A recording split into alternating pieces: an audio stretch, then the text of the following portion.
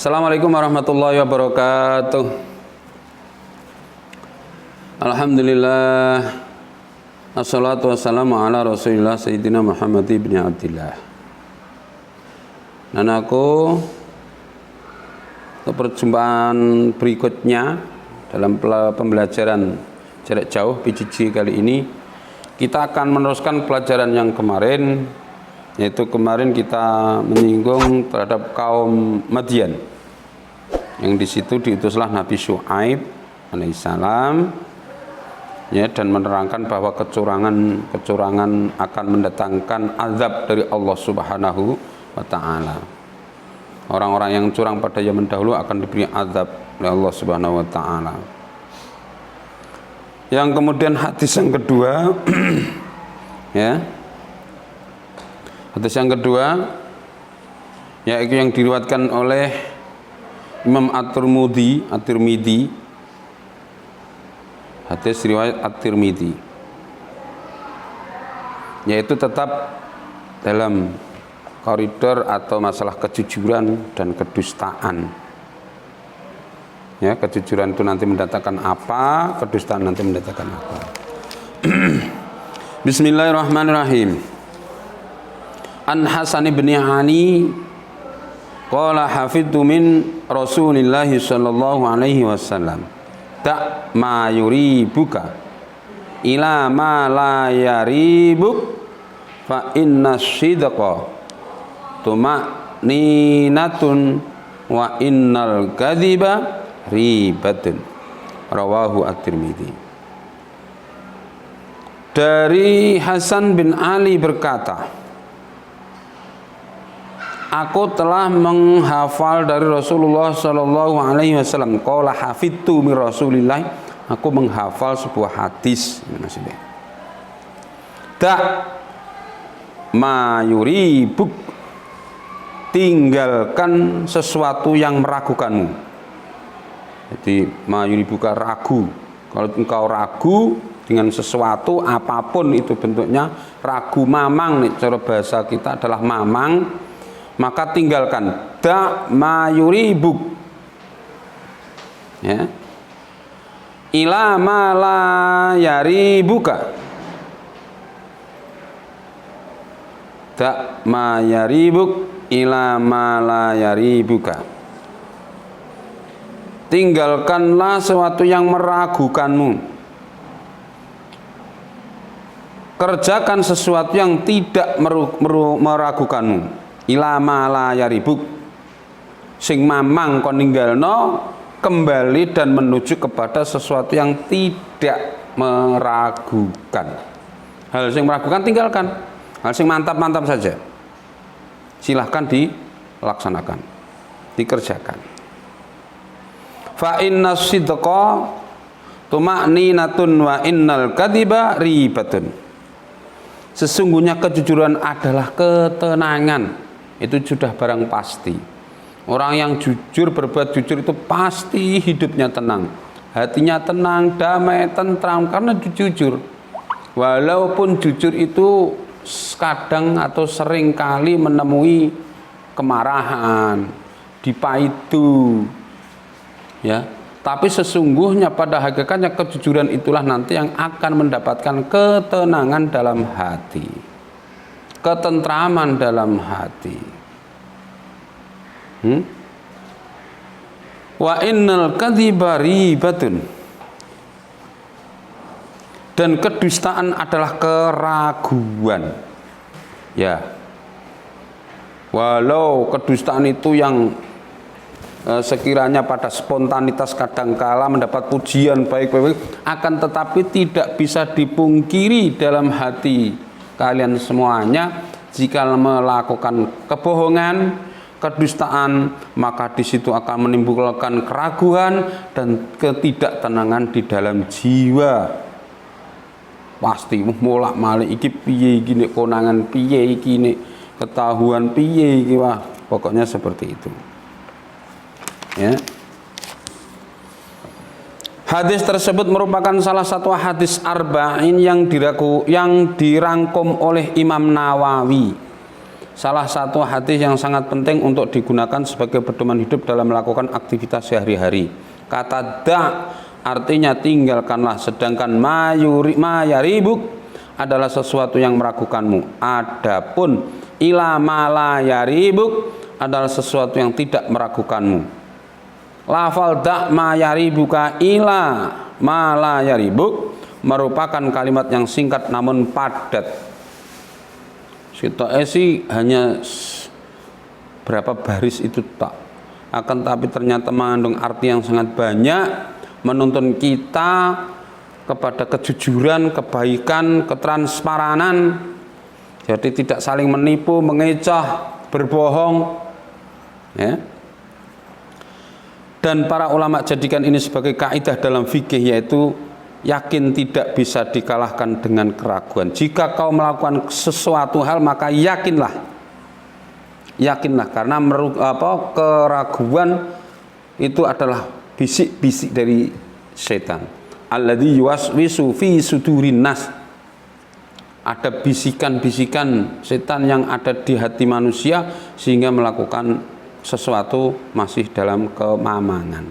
Sing kalau zaman sekarang bisa dikatakan was-was. Kalau masalah ibadah itu menjadikan was-was. Ibadah saja disuruh mantap, yakin. Kalau ada kemamangan, ya tinggalkan saja. Itu kan kalau dilakukan terus menjadi was-was. Was-was ini alladzi waswisu fi sudurin nas, yaitu hal yang ditiupkan di dalam dada manusia, yaitu yang menimbulkan adalah setan. Digoda. Sabda Rasulullah SAW tersebut juga mengajarkan kepada kita tentang cara mendapatkan harta yang benar-benar halal. Sing benar-benar halal.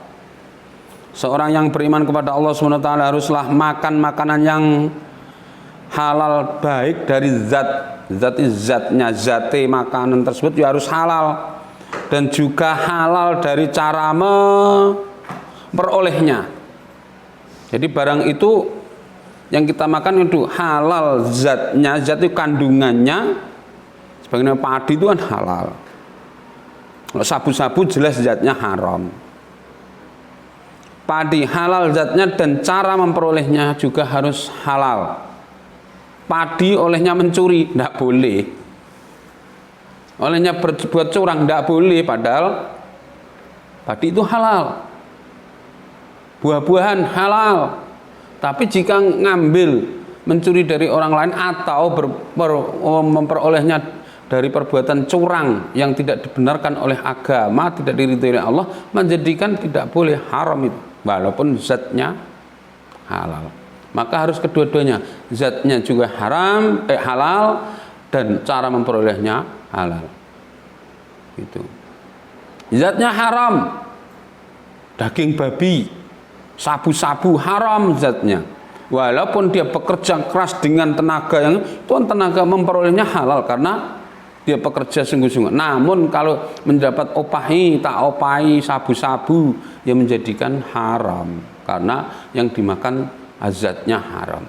Maka kedua-duanya harus seperti itu, halal zatnya dan halal cara memperolehnya. Harta yang diperoleh dengan cara haram seperti riba, mengurangi takaran atau timbangan tentu akan mempengaruhi kepada jiwa manusia. Dan di antara cara memperolehnya harta yang haram tersebut terdapat hal-hal yang meragukan, subhat, sing akhirnya terjadi barang itu subhat. Sebagai contoh, seorang pedagang yang ingin membeli barang dari distributor sebagai persediaan barang, namun ia ragu terhadap barang tersebut baik dari segi legalitasnya atau kehalalannya. Jika ragu maka sebaiknya ditinggalkan lalu mencari barang yang lain yang lebih diyakini legalitas dan kehalalannya. Wah, iki barang oleh ngapusi pora, tapi lumrah sudah bermasyarakat sekarang itu barang tidak peduli orang. Ayo ini barang murah. Dari mana Pak? Ini tadi turahan kok ini, pelabuhan kok ini. Padahal itu kan tidak benar. Tapi kita sukanya itu adalah penting murah, kualitasnya sama, tak peduli itu dari perbuatan-perbuatan yang tidak dibenarkan oleh syariat. Kadang banyak itu masyarakat seperti itu. tergoda dengan murahnya, kualitasnya sama, tapi dia lupa dengan memperolehnya. Inilah hal-hal yang sebenarnya unik ya, unik.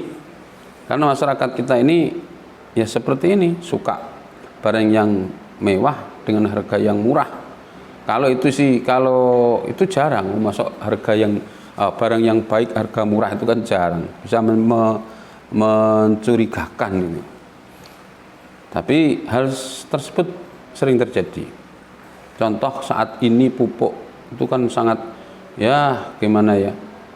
Maka jika ada pupuk non subsidi tapi harganya murah, tak peduli itu dia orang olehnya dari mana.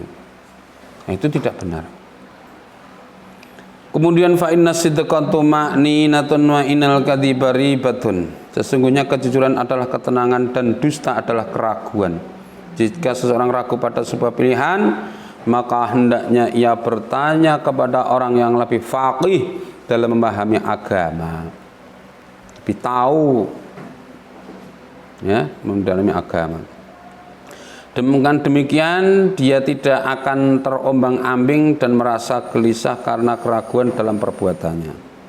Kejujuran dalam mencari harta juga akan membawa kepada kebahagiaan dan ketenangan dalam hidup, dan sebaliknya orang dusta dalam mencari harta akan merasa was-was, gelisah, tidak tenang dalam pekerjaannya karena dikejar-kejar oleh batin yang mengatakan ini golek konangan, golek seperti ini atau seperti itu.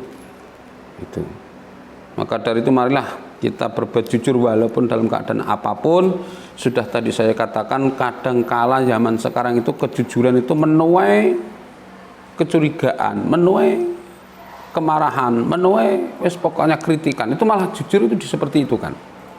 Tapi hakikatnya walaupun kejujuran itu menerpa sesuatu ujian, cobaan yang semacam itu, yakinlah akhirnya nanti kejujuran yang akan menjadikan hati kita damai, kehidupan kita tenang, tentram dan bahagia. Sebaliknya, walau saat ini banyak sekali kebohongan, kedustaan yang mendapat pujian, itu bagus, itu benar, itu hebat, itu begini-begini, itu sementara. Tapi yakinlah di dalam hati pasti ada kegelisahan, ketidaktenangan. Nah, itulah yang nanti akan mempengaruhi dalam kehidupan manusia, kehidupan kita sehari-hari. Dalam muamalah pada dasarnya hukum asalnya adalah ibadah boleh, kecuali ada dalil yang melarang. Seperti itu kalau dalam muamalah peribadatan. Kemudian akan saya ambilkan soal lagi ya. Soal nanti dikerjakan ya. 1. Kaum yang dihancurkan Allah Subhanahu wa taala karena kecurangannya dalam takaran atau timbangan adalah 1. Kaum Madyan, kaum Sodom. A. Kaum Madyan, B. Kaum Sodom, C. Bani Israel, D. Babilonia. Ya. Soal yang kedua, Nabi yang diutus untuk kepada suatu kaum agar menyempurnakan takaran dan timbangan adalah A. Nabi Adam, B. Nabi Musa, C. Nabi Idris, D. Nabi Syuaib. Tuh. Kemudian kegiatan jual beli harus didasari sikap titik-titik antara penjual dan pembeli. A. Saling ridho, B. Terpaksa, C. Saling curiga, D. Saling mewaspadai. 3 itu saja, tidak apa-apa ya, 3. Yang penting itu nanti untuk dasar kita, anak-anak mengikuti pembelajaran atau tidak usah terlalu banyak, bosan setiap hari mengerjakan. Maka ini soal walau sedikit, ini untuk keaktifan kalian bersama. Demikian untuk pertemuan yang kesekian kalinya. Ini nanti insya Allah masih ada satu pertemuan. Nanti kalau masih ada satu pertemuan, insya Allah kita akan membahas beberapa latihan soal yang untuk menghadapi semester akhir semester gasal ini. Jadi nanti tolong anak-anak belajar yang sungguh, karena ternyata saat ini banyak anak-anak yang kurang peduli, kelihatannya menyepelekan hingga nilainya itu kemarin UHB banyak yang rendah sehingga harus remedi, akan tetapi dikasih link remedi juga masih tidak memperhatikan, masih banyak sekali. Jangan seperti itu. Jangan dikira kita tidak menggabungkan antara nilai harian, ulangan harian bersama dan ulangan semester. Nanti kalau sudah semesteran terus ternyata nilai ARD-nya jelek, ya baru sedih, nyalahkan Pak Guru lah, nyalahkan ini dan itu. Padahal mulai dari awal sudah diingatkan, ikutilah pembelajaran ini terus menerus dengan aktif, insya Allah kalian akan mendapatkan nilai yang baik. Dan mendapatkan satu keridhaan dari Pak Guru itu adalah pintu utama untuk menuju kepada pintu berikutnya, yang akhirnya di dalam pintu tersebut ada sebuah kata-kata ilmu yang bermanfaat dan barokah. Tanpa melewati pintu-pintu itu, dan pintu itu adalah keridhaan orang tua, keridhaan guru, dan belajar yang tekun, berbuat perbuatan yang baik, semua itu adalah pintu-pintu yang harus dilewati jika ingin menuai hasil di dalamnya ilmu yang bermanfaat dan barokah. Semoga anak-anak bisa memperhatikan semua ini, menjadikan anak-anak yang baik, ahli ilmu, ahli Quran, ahli kebaikan, ahli ibadah, ahli jujur, dan semuanya. Yang akhirnya dari saya, wassalamualaikum warahmatullahi wabarakatuh.